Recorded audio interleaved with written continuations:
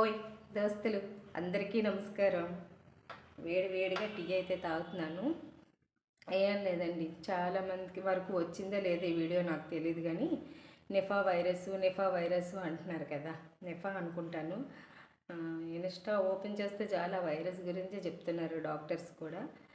ఇలాంటివి తెలుసుకోవడంలో తప్పైతే ఏం లేదండి. కరోనా లాగే ఇది కూడా ఒక నిఫా వైరస్ అంట. ఇప్పుడు మనకు పక్షులు ఉంటాయి కదా, పక్షి అంటే నైట్ టైం అవి ఎక్కువ తిరిగితే మీకు తెలుసో లేదు, అవి పళ్ళు కొరుకుతాయి కదా, పళ్ళు కొరికిన టాయిలెట్ పోసిన అవి మనం తినడం వల్ల ఆ నిఫా వైరస్ వస్తుందంట.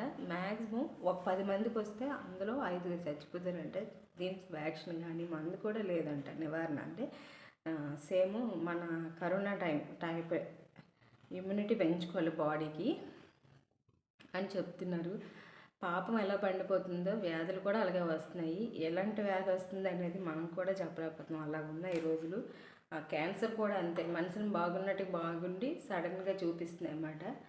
ఏం తింటున్నామో ఏం ఉంటున్నామో తెలీదు, కానీ మన జాగ్రత్తలో మనం ఉంటే చాలా మంచిదని ఉద్దేశంతో అయితే వీడియో చేస్తున్నాను. పక్షులు అంటే మీకు గుర్తుంటాయి, అంటే చిలక కొట్టిన జాంకాయలు, చిలక కొట్టిన ఏవైనా ఫ్రూట్స్, ఒకవేళ మీరు ఫ్రూట్స్ దుకాణం నుంచి ఫ్రూట్స్ తెచ్చుకొని బాగా వాష్ చేసుకొని బాగా కడుక్కొని తినండి, వేడి నీటిలో అట్లా వేసుకొని. చిలక కొట్టినవని చెప్పేసి అస్సలు తినొద్దు, దీని నుంచి మెయిన్ ప్రాబ్లం అంట. నెక్స్ట్ పచ్చి ఖర్జూరం ఉంటుంది కదా, అది కూడా తినొద్దని చెప్తున్నారు. నాకు ఆ పచ్చి ఖర్జూరం అంటే చాలా ఇష్టం. మొన్న కేజీ తెచ్చుకున్నాను పండగకి వెళ్ళి. అది తెలిసిన తర్వాత అది తినాలో పడియాలో నాకు తెలియకుంటుంది. మామూలుగానే నేను మామూలుగా వాష్ చేసుకుని తింటాను ఖర్జూరం, ఇసుక ధూళి ఉంటుంది కదా అని చెప్పేసి. మరి అది ఏం చేయాలో తెలియదు, భయం వేస్తుంది తినాలి అంటే. చూద్దాము.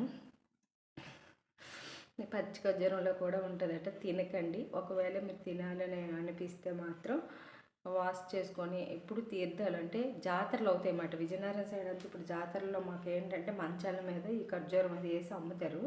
ఎప్పుడు ప్రతి సంవత్సరం ఈసారి ఈ చండాలమైన వార్త విన్న తర్వాత నాకు అసలు ఖర్జూరం మీద ఇంట్రెస్ట్ కూడా పోయింది.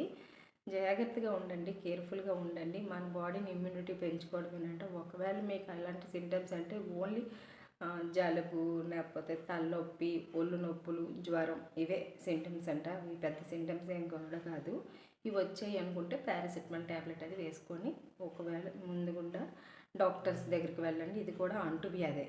అంటువ్యాధి అంటే మరి అంటే మన ఏదైతే లాలాజలం ఉమ్ముందో వేరే వ్యక్తికి డైరెక్ట్గా ఎక్కువ మోతాదులో వెళ్ళిపోయింది అంటే ఆ పక్క పర్సన్కి వస్తుందంట. అంత కరోనా అంత ఎఫెక్ట్ చూపించదు, కాకపోతే మనం తుమ్మిన దగ్గిన మన ఏదైతే ఉందో అది వెళ్ళడం వల్ల అంటుకుంటుంది అంటున్నారు. ఒక 10 మంది ఉన్నారనుకోండి ఒకే దగ్గర, పక్కనే బాగా టచ్ అయ్యి ఉన్న వాళ్ళకి అంటుతుంది అని అంటున్నారు. ఇది కూడా అంటువ్యాధి లాంటిదే.